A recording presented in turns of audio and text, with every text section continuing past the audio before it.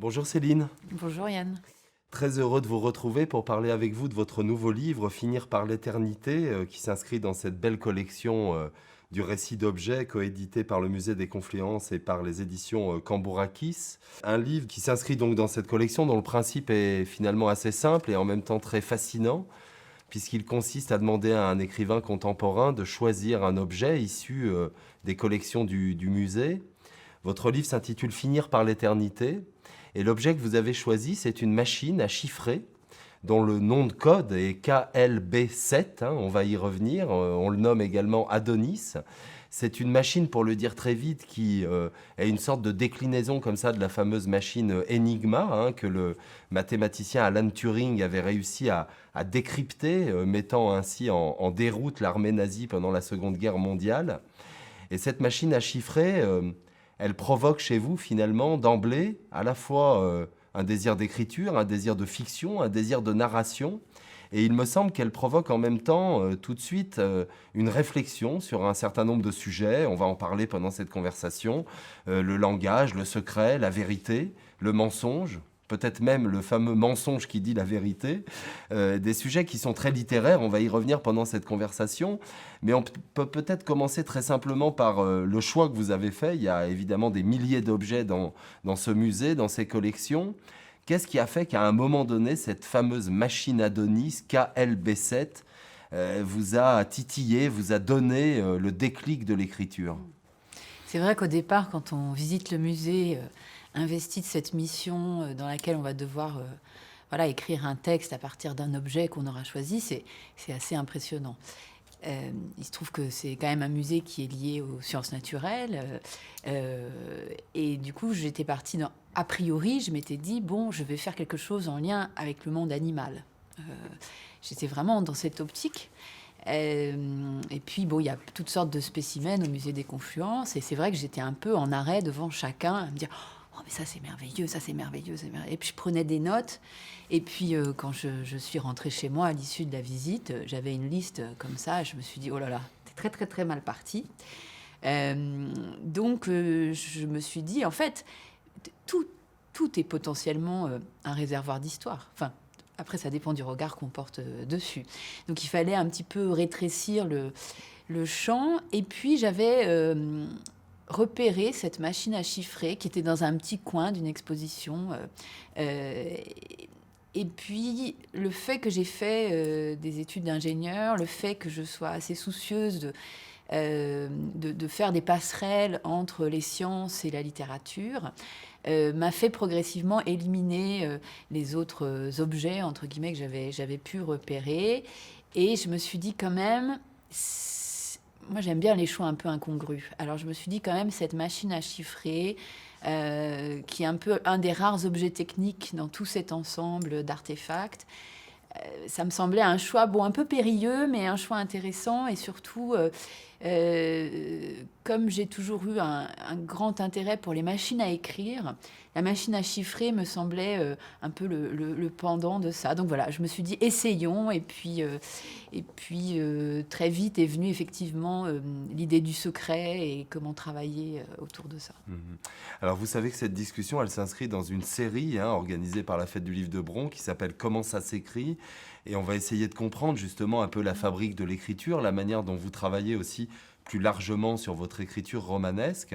Peut-être vous poser la question de savoir plus globalement comment est-ce que vous trouvez une idée ou comment est-ce qu'un roman naît dans la globalité. Je sais que c'est une question difficile pour un écrivain. Je pense à certains autres livres que vous avez publiés où il y a aussi des objets. Je pense par exemple à la photographie dans Les vieux ne pleurent jamais. Je pense à la pierre, notamment dans L'ardeur des pierres. Est-ce que vous pouvez nous dire un mot de cela? Est-ce qu'un livre naît d'une impression, d'un objet, d'un personnage, d'un sujet? Comment est-ce que ça marche pour vous? Si vous Ouais. deviez essayer de déterminer cette chose-là, j'imagine que d'ailleurs c'est différent pour chacun des livres. Oui, c'est différent pour chacun des livres. Après, c'est toujours difficile d'analyser. Je pense que ça part souvent d'une expérience du réel. d'une mise en situation. Par exemple, vous aviez cité L'Ardeur des pierres, qui est un roman que j'ai écrit à l'issue d'une résidence au Japon. Donc là, il y avait une mise en situation, vraiment. J'ai passé 6 mois à Kyoto. C'était, on peut dire, un dépaysement très important. Donc, les idées du livre sont vraiment nées de cette immersion dans un autre univers, dans une autre culture. Donc souvent, ça part d'une expérience nouvelle pour moi, soit d'un déplacement, soit comme ici, le fait de venir au musée des Confluences, soit, par exemple, vous citiez Les Vieux. Les Vieux ne pleurent jamais, ça a dû être, si je me rappelle bien, moi-même qui retrouvais une photo, et ça fait naître quelque chose, un sentiment qui me surprend. En fait, j'aime bien être surprise, et donc je traque un peu les surprises. Et quand il m'arrive dans mes expériences de vie d'avoir cet effet de surprise, en général, je me dis, faut attraper ça, quoi. C'est-à-dire que c'est comme une petite mine, mine au sens de ressources, sur laquelle je vais essayer de m'appuyer pour faire germer quelque chose. Pour en revenir à cette machine, vous évoquiez tout à l'heure le lien à la machine à écrire. Cette machine, elle vous donne tout de suite l'idée que vous allez pouvoir aussi aborder d'une certaine manière des choses liées à la littérature. Je parlais du secret, je parlais du mensonge, je parlais du langage. Est-ce qu'il y a d'emblée cette dimension-là, ou est-ce que vous rentrez d'abord par l'intrigue et que petit à petit, cette symbolique-là s'affirme au fil de l'écriture, ou même peut-être qu'elle reste en arrière-plan pendant l'écriture du livre ? Non, c'est vraiment pas dès le début. Pour moi, comme on dit, l'appétit vient en mangeant. Pour moi, les idées viennent en écrivant. Donc, j'ai rarement une idée préfabriquée de ce que je vais faire. Donc, c'est vraiment par l'utilisation de la langue, par la composition même des phrases, qu'il y a un double processus qui se fait. En même temps que je cherche à écrire, en même temps, c'est comme si j'allais labourer une espèce de terrain, et des choses vont sortir de ce terrain, et de là vont venir des idées. Alors, dans le livre, vous écrivez cette phrase qui dit « Écrire un secret n'est pas le dire, c'est pire ». Il me semble que là, on est au cœur de la littérature. Est-ce que écrire, c'est précisément aussi, entre guillemets, trahir des secrets, ou en tout cas mettre au jour des vérités cachées? Il y a cette dimension-là, Oui. de manière automatique? Oui, je pense. Peut-être de moins en moins quand on le fait de façon professionnelle, on va dire. Mais en tout cas, dans mon cas, je ne peux pas parler pour les autres, mais au départ, oui, il y a cette idée de consigner quelque chose qu'on ne peut pas dire, qu'on ne peut pas partager, mais qu'en même temps, on a quand même envie de sortir de soi d'une certaine façon. Et c'est toujours ce paradoxe de l'écriture, c'est qu'aussi, à partir du moment où on écrit le secret, on peut se permettre de l'oublier, puisqu'il est quelque part, il est dans une forme écrite. Donc on s'en débarrasse un peu. Il y a cette idée aussi du contournement dans une des phrases. Vous dites que on procède par contournement afin que des mines d'indicibles se retrouvent à ciel ouvert. La littérature, c'est aussi une manière de transposition, selon vous? C'est une manière de trouver des endroits, des incarnations, des personnages, des lieux, des situations qui, à un moment donné, permettent une représentation du réel, ou quelque chose de cet ordre? Est-ce que vous diriez les choses ainsi? On ne sait pas ce qu'on met à jour vraiment quand on écrit. C'est pas comme s'il y avait, pour moi, qu'il y avait quelque chose qui préexistait. C'est-à-dire que, bon, sans vouloir rentrer dans tout le système de l'inconscient, mais on va aller chercher des choses qu'on ne soupçonne pas, qui vont jaillir grâce au langage et à travers le langage, et par la poésie, à mon avis, parce que moi, je n'écris pas des poèmes, mais la licence poétique m'intéresse, en tout cas dans ce texte aussi. Par la poésie, on va capturer une vérité qu'on ne peut pas capturer autrement, qu'on ne peut pas capturer par la science, par exemple. Cette table, je peux en dire toutes sortes, je peux en donner des indications factuelles. Elle est ronde, elle a une vitre, mais il y a quelque chose de son essence que je ne pourrais jamais capturer de cette façon. Il va falloir que je fasse un contournement dans l'irrationnel, dans l'inexactitude, mais qui va quand même parvenir à transmettre ce que cette table est pour moi. Ce qui est intéressant dans ce livre-là, c'est que il y a aussi, il me semble, une dimension qui est assez présente dans votre travail, et notamment peut-être dans le livre précédent, Les lois de l'ascension. C'est une manière d'éclairer son époque. Et là, vous partez finalement de cette machine qui date effectivement d'une autre époque, de la question des codes, de la communication. Et petit à petit, avec l'intrigue que vous nouez, il y a une réflexion sur notre rapport à la communication contemporaine, au secret ou à l'absence de secret, à cette espèce de dévoilement permanent qu'est notre société. Ce va-et-vient dans les époques, dans les significations, c'était aussi une des données de ce livre-là? Pas a priori, mais c'est arrivé assez vite en réfléchissant justement à ce qu'était le secret, à ce qu'il avait fallu déployer comme technologie. Enfin, cette machine à chiffrer, c'est quelque chose d'incroyable, pour pouvoir conserver des secrets d'État, des secrets militaires, et en même temps m'interroger sur la valeur du secret aujourd'hui, à l'heure où une autre telle technologie, celle d'Internet, nous permet, enfin, nous incite à divulguer en permanence des choses sur nos vies, peut-être sans tellement de pudeur. Et il me semblait que dans ces dispositifs, il y avait un appauvrissement des secrets. Je fais des liens avec des livres précédents, parce que vous savez que je connais bien votre travail et qui m'intéresse. Est-ce que vous diriez au fil du temps que vous avez comme ça des motifs récurrents, des obsessions, des choses qui reviennent? Ou est-ce que vous avez l'impression que à chaque fois que vous attaquez un livre, c'est vraiment une autre période de votre vie, un autre moment de votre vie d'écrivain, de votre parcours d'écriture? Comment vous envisagez cette dimension-là de continuité dans l'œuvre? Ça vous intéresse qu'on regarde comme ça un peu les jonctions ou les manières de voir de loin votre travail? Moi, je trouve ça déjà une chance de pouvoir que des personnes s'intéressent au lien entre les différentes œuvres. Moi, j'aime croire, mais je pense que je m'illusionne, qu'à chaque fois que je commence un livre, c'est complètement nouveau et je vais faire... J'aime bien... J'ai toujours peur de m'ennuyer, donc j'essaye d'explorer d'autres dimensions, d'autres choses. Mais je pense qu'effectivement, si on y regarde de près, il y a des obsessions dont je ne peux pas me débarrasser. Donc elles ressurgissent, elles se débrouillent pour remonter à la surface, voilà, et se nicher dans des petits endroits comme ça où je ne les attends pas. Il y a quelque chose dans ce livre-là qui est un court livre, notamment par rapport au précédent, Les Lois de l'Ascension, qui était un très gros pavé. C'est que tout de suite, il y a de la narration, il y a de l'intrigue, il y a une forme de suspense. Et j'ai l'impression que vous, dans votre travail, c'est aussi important de créer des romans qui cavalent, comme on dit parfois en littérature, qui avancent, qui créent comme ça une narration forte, qui disent des choses de l'époque, qui disent peut-être parfois des choses de vous-même ou de la condition humaine, mais d'avoir quand même cette dimension d'intrigue, de narration, de récit et de suspense. Ça, c'est quelque chose que vous travaillez, qui fait partie de votre vision de la littérature? Oui, je pense que c'est assez naturel, peut-être parce que j'ai lu beaucoup de romans policiers quand j'étais très jeune, donc ça m'a un peu imbibée. Donc je pense que j'aime bien j'aime bien les surprises, mais j'aime bien surprendre le lecteur, et je pense que le suspense fait partie aussi de ce plaisir d'emmener quelqu'un comme ça, vous savez, quand on raconte une histoire et puis que on sait pas où, la personne ne sait pas où on l'emmène, c'est assez jouissif. Donc c'est important. Mais en même temps, j'aime bien prendre mon temps aussi.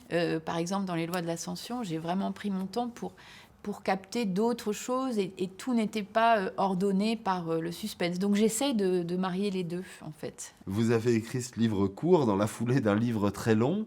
C'est des gestes d'écriture, d'écrire vite ou d'écrire rapidement un livre court, et puis bien sûr de composer un grand roman, une grande fresque comme celle que vous aviez fait précédemment. C'est vraiment des mises en situation différentes pour l'écrivaine que vous êtes? Les Lois de l'Ascension, j'ai vécu avec pendant 7 ou 8 ans.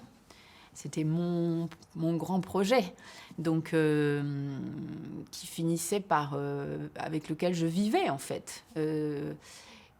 Donc c'est un temps qui fait que les personnages vous habitent. Je continue à vivre avec mes personnages, même si je n'écris plus sur eux, mais ils sont encore là. Alors qu'un projet comme Finir par l'éternité... c'est plus un jet, c'est plus quelque chose d'intense. Et je m'étais dit ça, je veux pas que ça prenne trop de temps, parce que on change aussi au fur et à mesure du temps. Donc écrire un livre sur 6 ou 7 ans, ça veut dire qu'il va falloir avoir la force de tenir la cohérence au travers aussi de votre propre vie et des changements qui peuvent s'y opérer. Et c'est très bizarre, parce que j'ai toujours cette interrogation sur, justement, je ne sais pas si un jour les neurosciences nous répondront, mais le lien entre le souvenir de la fiction qu'on a écrite et nos vrais souvenirs. Et moi, j'ai l'impression que ces deux choses sont très, très proches. C'est-à-dire qu'il y a des choses que j'ai pu écrire dans ces livres. Parfois, je pourrais me dire que je les ai vécues, alors que je les ai inventées. C'est très, très étrange, oui. Ce qui est amusant, c'est qu'on est là dans un musée, comme vous le disiez, qui s'intéresse aux sciences naturelles notamment, mais à tout un tas de choses.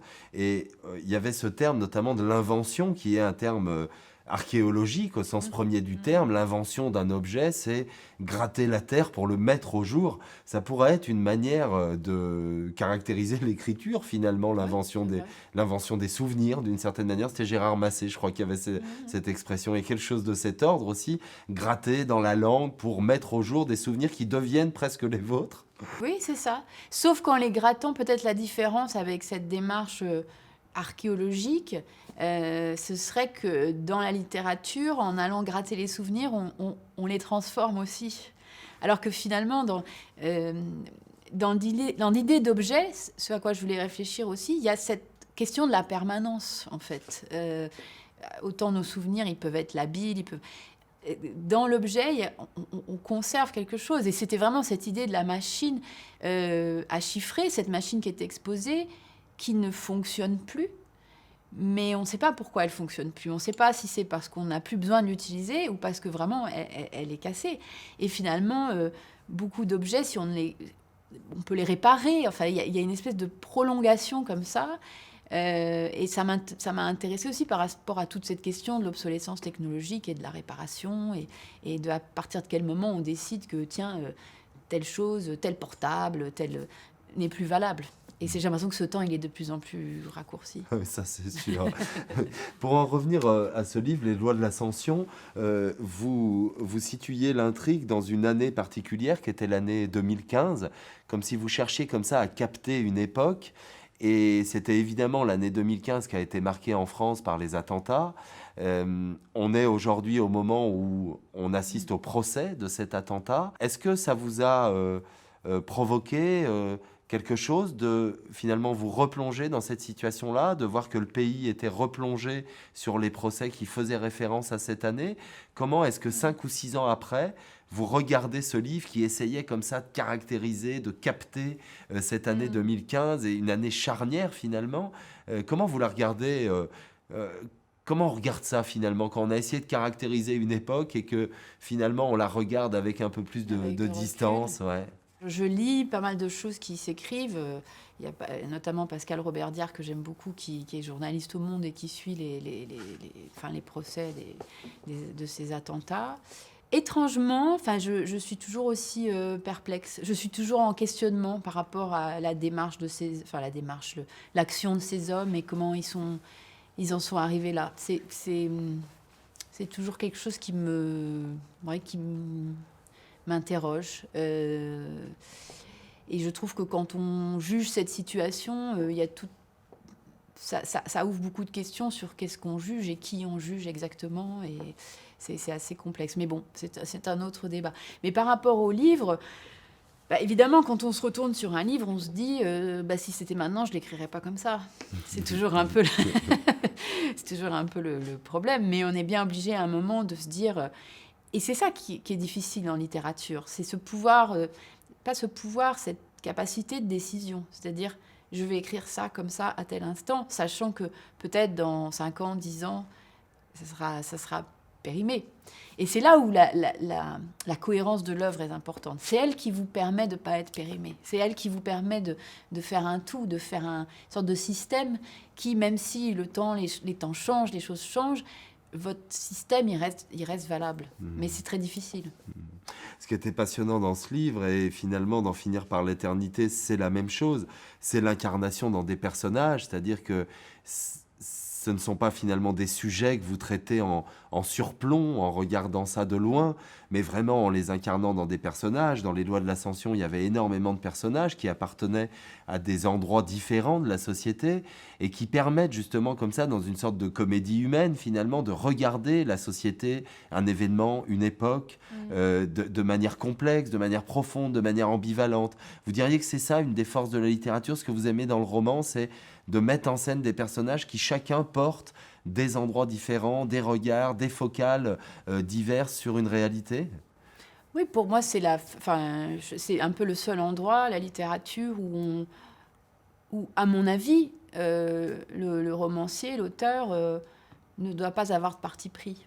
Il doit s'efforcer d'être dans une démarche qui tient plus d'une forme d'empathie que d'une forme de jugement ou de moralisation. Et je trouve qu'on est dans une époque où il y a beaucoup d'intensité, presque de violence idéologique.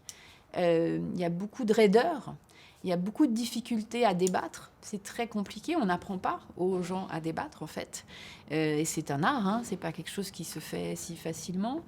Donc j'ai l'impression qu'on va vers quelque chose de très crispé comme ça. Et il me semble que la littérature, ça reste un espace où justement, aussi bien en tant qu'auteur que lecteur d'ailleurs, hein, on peut s'autoriser à endosser la condition, l'être presque d'autres gens. Et ça, je trouve ça merveilleux. C'est un peu la seule façon de nous entendre aussi. Est-ce qu'on peut peut-être parler d'un livre qui a peut-être une nature justement un peu différente, qui serait un 15 août à Paris, un livre plus proche de vous, en tout cas dans le pacte de lecture. Et pour en revenir à finir par l'éternité, à cette question du secret ou du dévoilement, la littérature, c'est aussi à un moment donné euh, se dévoiler, ou en tout cas avoir une forme d'impudeur ou de manière de parler de soi de façon forte, comme ça, de manière claire. Est-ce que vous diriez qu'il y a quelque chose qui est de l'ordre du dévoilement, et peut-être en particulier dans ce livre-là, un 15 août à Paris? Ça, c'est sûr que dans un 15 août à Paris, la démarche, c'était vraiment celle du récit.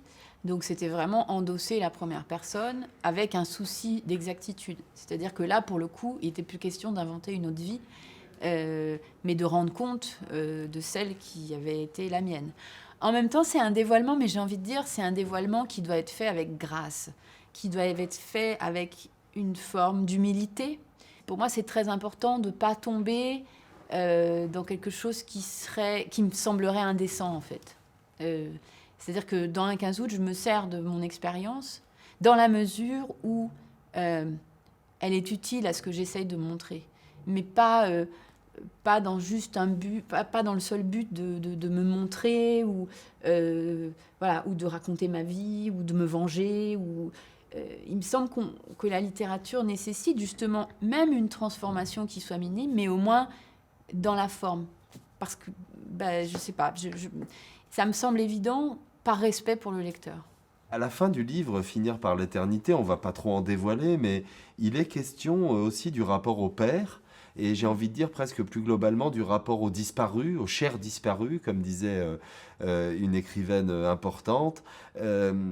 Et j'ai pensé aussi à un autre titre d'une écrivaine que j'aime beaucoup, qui est Laurette Nobécourt. Ce livre s'appelait En nous, la vie des morts. Et il me semble qu'à la fin de Finir par l'éternité, il y a quelque chose qui est de cet ordre, c'est-à-dire aussi comment est-ce que la littérature est le lieu des disparus, des chers disparus, des fantômes. Est-ce que vous l'envisagez aussi d'une manière comme Oui, celle-ci? Oui. c'est sûr. Ça m'évoque deux choses que vous dites. C'est d'abord que le secret, c'est aussi les morts, puisque malheureusement, nos morts emportent leurs secrets, finalement. Enfin, c'est une chose, il me semble, qu'on a tous vécu, quand on perd un être cher, d'avoir l'impression que toutes sortes de choses nous ont échappé, et qu'on n'a pas demandé, on n'a pas interrogé, en pensant que, bon, voilà, sous l'illusion que la personne serait toujours là. C'est la première chose, moi, qui me semble, quand on perd quelqu'un, c'est tous ces secrets auxquels on a... Voilà, c'est fini, la porte, elle est fermée, on n'y reviendra plus jamais. Et pour moi, la littérature, dans mon cas, encore une fois, a été motivée, en tout cas au départ, l'écriture, par les absents, enfin par certains absents.